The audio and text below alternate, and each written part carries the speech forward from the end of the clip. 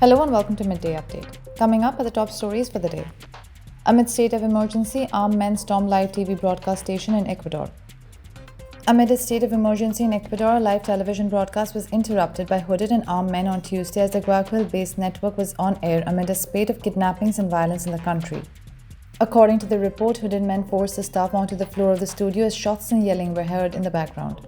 U.S. Defense Secretary Lloyd Austin hospitalized for treatment of prostate cancer. Quoting a statement from Walter Reed National Military Medical Center on Tuesday, sources reported that Austin suffered certain complications that prompted him to be taken to the hospital on New Year's Day, where he is still receiving treatment. U.S. appeals court judges appear skeptical of Donald Trump's immunity claim. A federal appeals panel on Tuesday expressed deep skepticism over Donald Trump's immunity from prosecution for trying to overturn the 2020 elections, raising the potentially extreme implications of absolute presidential immunity, sources reported on Tuesday. According to the report, the Republican leader's lawyers argued that his federal election subversion indictment should be dismissed before he is immune from prosecution. 800 women held in prisons in Afghanistan. As the Taliban's atrocities on women in Afghanistan continue in various forms, including suppression of their basic rights, a news report has highlighted how out of around 19,000 people who are currently held under prisons in Afghanistan, at least 800 are women.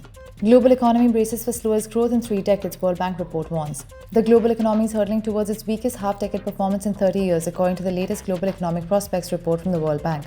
Despite the receding risk of a global recession, geopolitical tensions and a gloomy medium-term outlook for many developing countries loom large. Those were the top stories for the day. For more updates, stay tuned and keep watching TTV.